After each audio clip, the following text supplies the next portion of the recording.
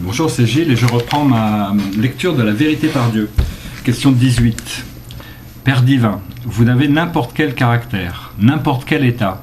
Vous êtes toujours dynamique. Ainsi, comment pouvez-vous être serein? Réponse. Mes enfants, je suis une sphère infiniment dynamique. Je suis l'omniscient. J'ai n'importe quel état. Si je ne prenais conscience d'aucun état, comment pourrais-je m'appeler omniscient? Si je suis omnipotent, je dois tout faire n'importe quoi. Et si je faisais aucune chose, comment pourrais-je m'appeler omnipotent? J'ai n'importe quel état, je fais n'importe quoi. À cause de cela, je dois être celui qui est agité à l'extrême, mes enfants. Mais cependant, c'est précisément parce que Dieu est agitation extrême qu'il devient en même temps sérénité extrême, mes enfants. Représentez-vous ceci. Si une chose est immobile devant vos yeux, vous la voyez nettement.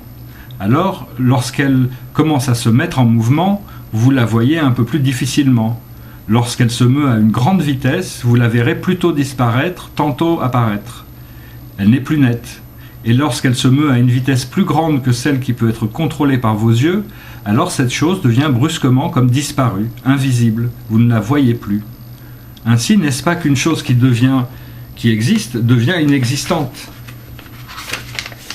Je vous parle de ce phénomène pour que vous arriviez à vous représenter partiellement Dieu. Car Dieu est dans l'état d'agitation extrême, et cela à une vitesse effarante. C'est pourquoi il devient le vide du vide, silencieux, d'une pureté extrême, d'une sérénité extrême, mes enfants. C'est pourquoi ce qui a forme ne diffère en rien de ce qui n'a pas de forme. Ce qui n'a pas de forme ne diffère en rien de ce qui a forme. C'est ainsi que la forme est donc le vide est donc la forme. Exister sans exister tout en existant, dans la non-existence il y a l'existence, et dans l'existence il y a la non-existence. C'est pourquoi ne commettez pas l'erreur de prendre le vide du vide pour une sphère toute vide où il n'y a rien dedans, où il n'y a aucune sensation, aucun aspect. Car ainsi, qu'est-ce qu'il a de bien, de beau, d'attirant ce vide du vide pour qu'on doive y parvenir? Vous faites grande erreur. En vérité, le vide du vide est une sphère dynamique d'une puissance illimitée, jusqu'à un tel niveau qu'elle devient extrêmement sereine, vide, immuable, incommensurable. À cause de cela, elle n'est pas toute vide, mais renferme toute chose, tout caractère, tout état, de l'impur au pur, y compris l'enfer, le monde terrestre, le nirvana, etc. Elle renferme tout aspect et toute forme dynamique sans que rien ne manque. C'est en étant ainsi que le vide du vide est le principe infini, est la vérité suprême, est Dieu, mes enfants. Car la vérité suprême renferme tous les états, l'impur, le pur, le bien, le mal, l'obscurité, la lumière, etc. Si le vide du vide est la vérité suprême, il doit alors renfermer toutes ces choses, mes enfants. C'est pourquoi le principe infini, c'est la vérité suprême, appelée aussi Dieu, et aussi le vide du vide. Dieu a aussi le nom de Seigneur du vide du vide, Seigneur vide du vide. Aussi, au rang de Seigneur vide du vide, je jouis infiniment. J'apprécie tout, je jouis de tout, je connais toute sensation, tout état, toute forme et toute couleur en même temps. Et cet état d'agitation extrêmement agité, mais sérénité extrêmement sereine, est vraiment beau, vraiment splendide, vraiment exquis, vraiment merveilleux, incommensurable, illimité, qu'aucun langage, qu'aucune plume ne peut tout exprimer. Toute description doit être impuissante devant le vide du vide. Et si le vide du vide pouvait être alors décrit, alors il ne serait plus la vérité incommensurable. Ces choses sont vraiment sublimes. Vous ferez un effort pour avoir quelques notions sur elles, car ce n'est que lorsque vous reviendrez au rang de Dieu pour les expérimenter, que seulement vous les comprendrez véritablement. Question 19. Père divin, si vous jouissez infiniment, avez-vous alors la sensation de souffrance? Réponse. Je dois l'avoir, mes enfants. Il ne me manque aucune sensation. Je suis infiniment joyeux et infiniment malheureux. Mais il y a une chose, je jouis de cette joie, et cette sensation de souffrance, j'en jouis aussi. Vous remarquerez que j'utilise le mot « jouir » de la souffrance. C'est pourquoi la souffrance devient sensation, un état nécessaire pour contribuer au plaisir infini de Dieu. et elle ne peut manquer à la survie même du principe suprême. Question 20. Père divin, dans le livre de Monsieur Tu, Dio Tuang Ho, le fondateur de l'école spirituelle du non-être, il est écrit que l'empereur de Jade est au 2e rang, alors que le Bouddha noir originel, détenant le droit souverain de la bipolarité négativité positive, yin-yang, est au 1er rang. Ainsi, nous vous prions de nous faire comprendre cela clairement. Réponse. Le Bouddha noir originel détenant le droit souverain de la bipolarité négativité positivité, yin-yang, entre parenthèses, c'est bien moi, au rang du principe unique, entre parenthèses tai chi, mes enfants. Le nom du Bouddha noir originel, c'est aussi mon nom. Le Bouddha noir originel, entre parenthèses Hakbifato, ou Dieu tout-puissant, très haut, très vénéré de la sphère sacrée, ou Dieu tout-puissant, sans limite et très vénéré, etc. C'est aussi moi. J'ai d'innombrables noms. Du côté du chaodéisme, j'emprunte encore le nom de très haut immortel, grand bouddhistava, grand sauveur. Ou du nom du bienheureux grand immortel qui vient enseigner sous le nom de Chaodai, mes enfants. C'est pourquoi, si vous voulez penser à moi, invoquer mon nom, vous pouvez invoquer mentalement Namo, Yuenkong, Kao Chongde, Dai Chen Ton, ou Namo Nong Hoang, Song Di Vo Kuk Dai Chen Kong, ou Namo Hakbi Fato, etc. C'est également possible pourvu que lorsque vous invoquez mentalement ces noms, vos pensées se tournent vers le Créateur de tous les êtres et de toutes les choses. Question 21. Père divin, avant Monsieur Tam, notre maître, nous a enseigné l'invocation mentale des 6 mots sacrés d'Amitabha pour ouvrir les 6 chakras du corps afin que nous arrivions à acquérir les 6 pouvoirs supranormaux. Monsieur Tam a recommandé clairement la pratique obligatoire de l'invocation des 6 mots sacrés Namo Aida Fa. Mais si ce sont des étrangers qui apprennent la contemplation méditative selon l'école du non-être, lorsqu'ils pratiquent le dharma, ils doivent aussi apprendre à invoquer mentalement d'après la langue vietnamienne. Car Monsieur Tam a fait savoir que l'on obtient de bons résultats quand on invoque juste la phonétique de ces 6 mots sacrés en vietnamien.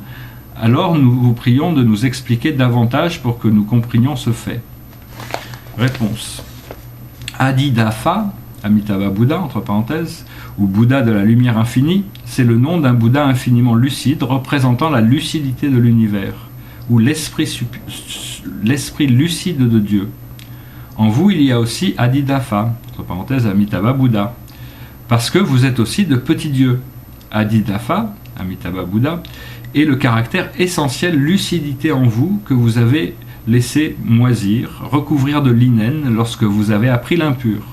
C'est pourquoi lorsque vous vous éveillez soudainement du sommeil profond de l'ignorance qui vous a enseveli, qui a enseveli votre perspicacité depuis longtemps, et que vous voulez atteindre la sphère de la lucidité, vous n'avez qu'à invoquer ce nom mantrique. Le méditer toujours pour éveiller et développer peu à peu la lucidité en vous. Car toujours méditer sur Adidafa, Amitabha Bouddha, c'est toujours penser au caractère essentiel lucidité en vous. En pensant toujours à ce caractère essentiel, alors naturellement celui-ci se vivifie, et puis il se développera jusqu'à ce qu'il règne en vous. C'est une excellente manière pour que vous soyez plus vite lucide. C'est pourquoi, lorsque vous invoquez mentalement dans votre esprit ce nom mantrique d'une manière assidue, sans être perturbé par les soucis, et si votre esprit est vide et calme, à ce moment-là, ces 6 mots sacrés vibreront alors en vous et émettront un flux d'énergie spirituelle qui circulera autour des 6 chakras. Ils émettront de la lumière sur chacun des chakras. Celui d'entre vous qui aura ouvert un peu l'œil de l'esprit, lorsqu'il invoquera mentalement les 6 mots sacrés, Namo Aida Fat, expérimentera ce phénomène. Grâce à cela, les 6 chakras du corps seront graduellement ouverts, seront développés au fur et à mesure que vous vous aidez à acquérir les 6 pouvoirs supranormaux.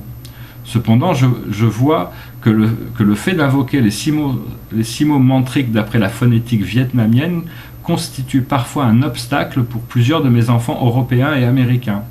Si ces enfants voient qu'ils éprouvent des difficultés dans la manière d'invoquer d'après le vietnamien, ils pourront invoquer d'après le sanskrit, Namo Amitabha. Ces 6 mots en sanskrit signifient salutation révérencieuse au Bouddha de la lumière infinie. Sont traduits phonétiquement dans la langue vietnamienne en Namo Aida Phat.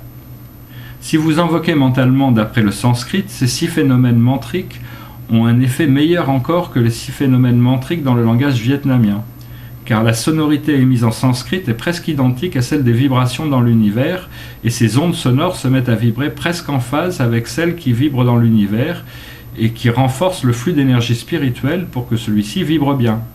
Ici, j'utilise le mot sonorité. Cela veut dire la sonorité pranique, impossible à entendre avec des oreilles terrestres. Vous ne l'entendrez que lorsque vous aurez la clairvoyance seulement. Rappelez-vous que, lorsque vous invoquez ces choses, vous devez invoquer mentalement dans votre fort intérieur. Invoquez par la pensée, invoquez pas par la bouche. Cela provoquera la perte de l'énergie spirituelle. Vous feriez mieux de fermer la bouche, d'incurver le bout de la langue contre la gencive interne de la mâchoire supérieure et garder les incisives contre les incisives pour bien fermer la bouche. Ce geste aidera le vaisseau conception et le vaisseau gouverneur à se joindre à cet endroit, et l'énergie dans votre corps, à ce moment-là, circulera continuellement sans subir de déperdition à l'extérieur par la bouche grâce à la jonction de ces 2 méridiens. L'énergie en vous, grâce à cela, est plus puissante. C'est pourquoi dans la journée, s'il n'y a pas de sujet utile ou nécessaire pour parler, vous devez faire le vœu minimum de silence. Préservez votre esprit pour invoquer silencieusement le nom de Bouddha ou de Dieu pour que votre esprit ne soit pas perturbé. Vous gardez la bouche close. Plus vous gardez la bouche close, mieux cela vaut, pour ne pas perdre l'énergie. Vous devez vous rappeler qu'en vous faisant beaucoup de soucis, l'énergie spirituelle se disperse. Qu'en parlant beaucoup, l'énergie du souffle vital s'épuise. Qu'en vous adonnant beaucoup à la sexualité, l'énergie de l'essence séminale se perd. En voulant entrer dans la voie divine, accéder à la lucidité et à la joie sereine, vous devez faire l'effort de garder les 3 joyaux. L'énergie de l'essence séminale, l'énergie du souffle vital et l'énergie spirituelle. De vous occuper toujours de les renforcer pour que la puissance de l'énergie spirituelle ne soit pas amoindrie, provoquant ainsi lentement l'usure de la lucidité en vous. Voilà, je vais faire une petite pause, merci.